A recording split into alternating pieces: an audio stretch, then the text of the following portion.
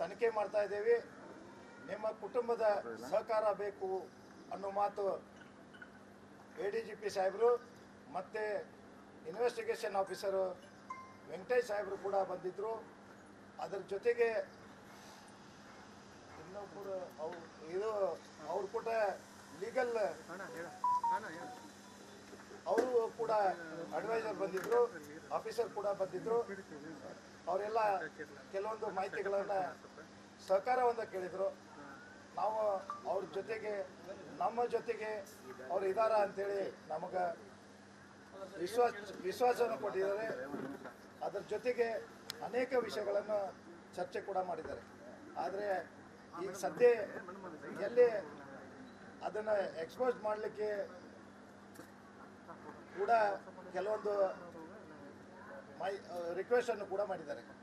ಅದಕ್ಕೆ ತಾವು ಈ ಒಂದು ಪ್ರಶ್ನೆಗೆ ನಾನು ಒಮ್ಮೆ ಎಲ್ಲ ಮಾಧ್ಯಮ ಮಿತ್ರರಿಗೆ ವಿನಂತಿ ಮಾಡ್ತೀನಿ, ಎಲ್ಲ ಕೂಡ ಒಮ್ಮೆ ನಾನು ಪ್ರೆಸ್ ಮೀಟನ್ನು ಕರೆದು ನನಗೂ ಕೂಡ ಅವ್ರ ವರದಿಯನ್ನು ಕೊಟ್ಟಾಗ ಅದನ್ನು ಹೇಳ್ತೇನೆ ಅಂಥೇಳಿ ನಾನು ಪ್ರೆಸ್ ಮೀಟ್ ಮಾಡಿ ಹೇಳ್ತೇನೆ ಅಂತ ವಿನಂತಿ ಮಾಡ್ತೀನಿ.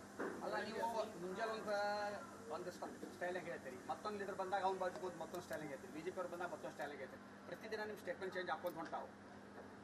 ಯಾವುದೋ ರೀತಿಯಿಂದ ಆ ರೀತಿ ಹೇಳಿಕೆಗಳನ್ನು ನಾನು ಕೊಡ್ತಿಲ್ಲ.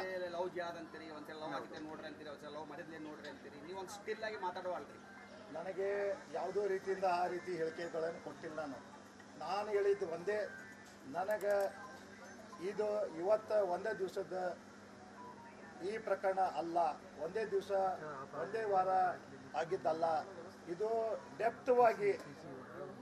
ಡೆಪ್ತ್ವಾಗಿ ಅದನ್ನೇ ತನಿಖೆ ಮಾಡಿ ಆ ಷಡ್ಯಂತ್ರದಲ್ಲಿ ಯಾರ್ಯಾರು ಇದ್ದಾರ, ಎಷ್ಟು ವರ್ಷದಿಂದ ನಡೆದಿದೆ, ಎಷ್ಟು ದಿವಸದಿಂದ ಇದೆ, ಯಾರ್ಯಾರು ಇದ್ದಾರ ಅನ್ನೋ ಒಂದು ಕೂಡ ಹೇಳಿಕೆ ಕೊಟ್ಟಿದ್ದೆ. ನಾನು ಓಪನ್ನಾಗಿ ಮಾತಾಡ್ತೀನಿ. ಅವತ್ತೇನು ಸ್ಟ್ಯಾಂಡ್ ಇದೆ ಅದೇ ಸ್ಟ್ಯಾಂಡ್ ಇದೆ ಇವತ್ತು ಕೂಡ.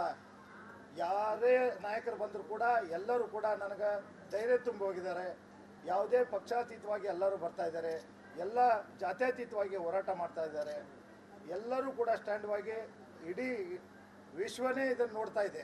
ಅಂಥದ್ರಲ್ಲಿ ನಾನು ಯಾವುದು ಆ ಥರ ಹೇಳಿಕೆ ಕೊಟ್ಟಿಲ್ಲ ಅಂತೇಳಿ ನಾನು ಅಂತೇನೆ. ಅಲ್ಲ, ಮೊನ್ನೆ ಕಾಂಗ್ರೆಸ್ದು ಬೈದಿರಿ, ಮುಖ್ಯಮಂತ್ರಿಗೆ ಬೈದಿರಿ. ಈಗ ಮೊನ್ನೆ HK ಪಾಟೀಲ್ ಅವರು ಬಂದಾಗ ಕಾಂಗ್ರೆಸ್ ಸಪೋರ್ಟ್ ಮಾಡ್ಯಾರ, ಪುಣ್ಯ ಕಟ್ಕೊಂಡಾರ, ನನಗೆ ಸಪೋರ್ಟ್ ಮಾಡ್ಯಾರ, ಅವರೆಲ್ಲ ಮಾಡಾಕತ್ತಾರ ಅಂತ ಹೇಳಿ ಅಲ್ಲ ಇದು ಸ್ಟೇಟ್ಮೆಂಟ್.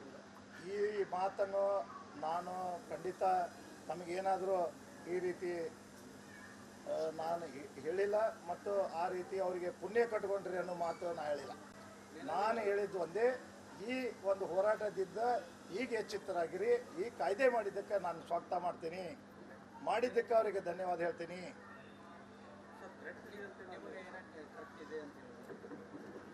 ಈಗಾಗಲೇ ಅನೇಕ ನನ್ನ ಮನೆಯ ಹತ್ಯೆ ಆದ ನಂತರ ಅನೇಕ ಜನಗಳು ನನ್ನ ಸಂತಾಪ ಸೂಚನೆಯಲ್ಲಿ ಬರ್ತಾ ಇದ್ದಾರೆ, ಧೈರ್ಯ ತುಂಬಲಿಕ್ಕೆ ಬರ್ತಾ ಇದ್ದಾರೆ.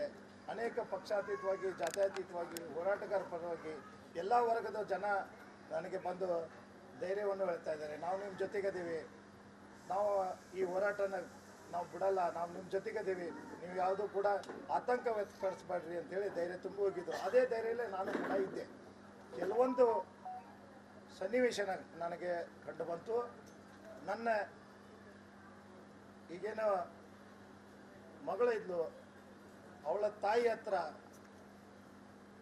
ಮೊನ್ನೆ ದಿವಸ 5ನೇ ದಿವಸ ಒಂದು ಕಾರ್ಯಕ್ರಮದಲ್ಲಿ ಅವರು ಕೂಡ ಸಂತಾಪ ಸೂಚನೆ ಹೇಳುವಂಥ ನೆಪದಲ್ಲಿ ನಮ್ಮ ಮನೆಯವರ ಹತ್ರ ಆ ಬೆಡ್ರೂಮ್ನಲ್ಲಿ ಹೋಗಿ ವಿಡಿಯೋ ಮಾಡಿಕೊಂಡು ಚಿತ್ರೀಕರಣೆ ಮಾಡಿಕೊಂಡು ಹೋಗಿದ್ದು ಕಂಡು ಬಂತು. ನಾವು ಮನೆಯಲ್ಲೇ ಕುಟುಂಬದಲ್ಲಿ ಪ್ರತಿ ದಿವಸ ಏನಾದರೂ ಘಟನೆಗಳಾದರೆ ಈಗ ನಾವು ಎಚ್ಚೆತ್ಕೊಂಡು ರಾತ್ರಿ ಒಂದು ಸ್ವಲ್ಪ ಡಿಸ್ಕಷನ್ ಮಾಡ್ತಾಯಿದ್ದೇವೆ. ಅದರಿಂದ ನನಗೆ ಕೂಡ ನನ್ನ ಮನೆತನದ ಪರವಾಗಿ ನನಗೆ ಮಾಹಿತಿಯನ್ನು ಬಂತು. ಅದರ ಜೊತೆಗೆ ನನ್ನ ಕಾಲೋನಿಯಲ್ಲಿ ಇರ್ತಕ್ಕಂಥ ವಿಜ್ಞಾನ ಗ್ರಾಮದ ಬಸವನಗರದಲ್ಲಿ ಇರ್ತಕ್ಕಂಥ ಗುರು ಹಿರಿಯರು ಈ ಒಂದು ವ್ಯಕ್ತಿಯ ಚಿತ್ರವನ್ನು ನೋಡಿ ಇಲ್ಲಿ ಸಂಚಾರ ಮಾಡ್ತಿದ್ದ ಅನ್ನೋ ಮಾತು ಕೊಟ್ಟರು. ಇಲ್ಲಿ ಅನೇಕ ದಿವಸಗಳಿಂದ ಸಂಚು ಹಾಕ್ಕೊಂಡು ಕೂತಿದ್ದ, ಇವನೇ ಅಂತ ಗೊತ್ತಾಗಿಲ್ಲ ಅನ್ನೋ ಒಂದು ಮಾಹಿತಿ ಕೊಟ್ಟರು. ಈ ಒಂದು ನಾವು ಇಲ್ಲಿ ಸುರಕ್ಷಿತವಾಗಿ ಇಲ್ಲಿ ಬಿನ್ನಾಳ ಗ್ರಾಮದಾಗಿದ್ದೀವಿ. ಯಾರೋ ಅನಾನುವಾಗಿ ಅಡ್ಡಾಡಿದ್ರು ಕೂಡ ಮೊದಲಾದರೂ ಜಾಗೃತಿ ವಹಿಸ್ತಿದ್ವಿ ನಾವು ಅಂತ. ಅವ್ರಿಗೂ ಕೂಡ ಈಗ ಇದು ಹತ್ಯೆ ಆದ ನಂತರ ಅವರಿಗೂ ಕೂಡ ಕೆಟ್ಟ ಅನಿಸಿದ್ದು. ಈಗ ನನಗೆ ಗಮನಕ್ಕೆ ತಂದರು. ನಾನು ಪೊಲೀಸ್ ಇಲಾಖೆಗೆ ನಿನ್ನೆ ಎದ್ದ ತಕ್ಷಣ ನಾನು ಬೆಂಡಿಗೇರಿ ಪೊಲೀಸ್ ಠಾಣೆ ಅಧಿಕಾರಿಗಳಿಗೆ ತಂದೆ. ನಮ್ಮ SB ಡ್ಯೂಟಿಗಳಿದೆ, ಇಮಿಡಿಯೇಟ್ಲಿ ಅವ್ರು ರಾತ್ರಿ ನಂಗೆ ಸೆಕ್ಯೂರಿಟಿ ಕೊಟ್ಟರು. ಇವತ್ತು ಬೆಳಗ್ಗೆ ಮುಖ್ಯಮಂತ್ರಿಗಳು ನಮ್ಮ ಮನೆಗೆ ಬರ್ತಾ ಇದ್ದಾರೆ. ಅವ್ರ ಗಮನಕ್ಕೆ ತಂದು ನಾನು ಅವ್ರ ಆದೇಶ ಮಾಡಿಸ್ಕೋಬೇಕಂತ ನಮ್ಮ ಅಂತಂದಲ್ಲಿ ಅದೊಂದು ಬೇಡಿಕೆ ಇಟ್ಕೊಂಡು ನಾವು ಕೂತಿದ್ವಿ.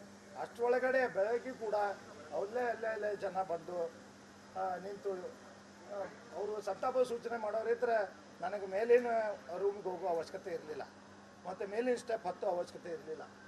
ಅವರು ಕೂಡ ನಾನು ಯಾರಪ್ಪ ನೀನು ಅಂತ ಕೇಳಿದಾಗ ಅವ್ರು ಕೂಡ ಬಂದೇನು ಹೇಳ್ರಿ ಅಂತ ಕೈ ಮಾಡಿದರು. ಯಾರವ್ರು ಅಂತಂದ್ರೆ ನಾನು ಹಿಂದೆ ಯಾರೂ ಇಲ್ಲ.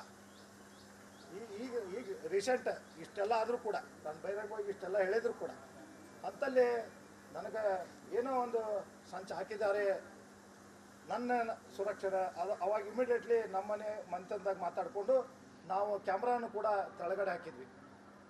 ಈಗ ಹೊಸ ಕ್ಯಾಮ್ರಾ ಕೂಡ ಸೇಫ್ಟಿ ಮಾಡ್ಕೊಂಡಿದ್ದೇನೆ. ಮತ್ತು ಇದ್ರ ಬಗ್ಗೆ ನಾನು ಮುಖ್ಯಮಂತ್ರಿಗಳ ಕಡೆ ನಮ್ಮ ಮನೆಗೆ ಬರ್ತಾ ಇದ್ದಾರೆ, ಅವ್ರಿಗೆ ಡೈರೆಕ್ಟಾಗಿ ವಿನಂತಿ ಮಾಡ್ಕೊಳ್ಳೋ ನಾನು ವಿಚಾರ ಇತ್ತು. ಬಟ್ ನನಗೂ ಈಗೂ ಕೂಡ ಮುಖ್ಯಮಂತ್ರಿಗಳು ಬರೋಕ್ಕಿಂತ ಮುಂಚೆಗೂ ಕೂಡ ಅನ್ಯಾಯವಾಗಿ ಜನ ಅಡ್ಡಾಡೋದು ನೋಡಿ ತಕ್ಷಣ ಮತ್ತೆ ಮಾಧ್ಯಮ ಮಿತ್ರರು ಒಂದು ಪಾಯಿಂಟ್ ಕೇಳಿದ್ರು. ನಾನು ಸ್ಪಷ್ಟವಾಗಿ ಇದ್ದಿದ್ದು ನಾನು ಎಲ್ಲರೂ ಮಾಧ್ಯಮ ಮಿತ್ರರು ಹೇಳಿದೆ. ಅದನ್ನು ಇಮಿಡಿಯೇಟ್ಲಿ ಆ್ಯಕ್ಷನ್ ಆಯಿತು. ಹಿಂಗೆ ಹೇಳಿದೆ. ಆಗಲೇ ಕಮಿಷನರ್ ಫೋನ್ ಮಾಡಿದ್ರು. ನನ್ನ ಗಮನಕ್ಕೆ ತರಬೇಕಾಯ್ತು, ನೀವು ಮಾಧ್ಯಮ ಕೇಳಿಬಿಟ್ರಲ್ಲ, ನಾನು ನಿಮ್ಮ ಜೊತೆಗದೇನೆ ಅಂತ ಆಯುಕ್ತರು ಫೋನ್ ಮಾಡಿದ್ರು. ಸಂತೋಷ, ಇಮಿಡಿಯೇಟ್ಲಿ ನಾನು ಮೇಡಮ್ಗೂ ಸೆಕ್ಯೂರಿಟಿ ಕೊಡ್ತೀನಿ, ನಿಮಗೂ ಕೊಡ್ತೀನಿ, ನಾನು ನಿಮ್ಮ ಮನೆಗೂ ಕೂಡ ಭದ್ರತೆಯನ್ನು ಕೊಡ್ತೀನಿ ಅಂತ ಸೂಚನೆ ಮಾಡಿ ಇನ್ಸ್ಪೆಕ್ಟರ್ ಕಳಿಸಿ ACP ಶಿವಕುಮಾರ್ ನಾಯಕರು ಕೂಡ ಮಾತಾಡಿದರು. ಎಲ್ಲ ರೀತಿಯಿಂದ ನಿಮಗೆ ಸೇಫ್ಟಿಯನ್ನು ಮಾಡ್ತೀವಿ ಅನ್ನೋ ಮಾತು ಕೊಟ್ಟರು ಮತ್ತು ಕಳಿಸಿದ್ದಾರೆ ಕೂಡ. ಸರ್, ಈಗ ಸಾಕಷ್ಟು ಆರೋಪ ಮಾಡಿದ್ರು ಅವ್ರ ಮನೆಯ ಮೇಲೆ ಮತ್ತು ಕೆಲವೊಂದು ಹೆಸರುಗಳ ಮೇಲೆ ಅಂತ ಹೇಳಿದ್ರು. ಅದು ತನಿಖಾ ಹಂತದಲ್ಲಿದೆ. ನಾನು ಯಾರು ಗಮನಕ್ಕೆ ತರಬೇಕಾಯ್ತು, ನಾ ಏನು ಆರೋಪ ಮಾಡಿದ್ದೀನಿ ಅವರು ಕೂಡ ಗಮನಿಸಿದ್ದೀನಿ. ನಾ ಇದು ನಿಮ್ಮದೆಲ್ಲ ತೊಗೊಂಡಿದ್ದೀನಿ ಅಂತ ಮಾತು ಅವರು ಹೇಳಿದ್ದಾರೆ. ಅದು ನನಗೆ ಸೂಕ್ಷ್ಮ ಹೇಳಿದರು. ಅದನ್ನು ನೀವೇನು ಹೇಳಿದ್ರಿ day 1 ಇಂದ ನಾವು ಸ್ಟಡಿ ಮಾಡ್ತಾ ಇದ್ದೇವೆ ಅಂತೇಳಿ. ಧನ್ಯವಾದ.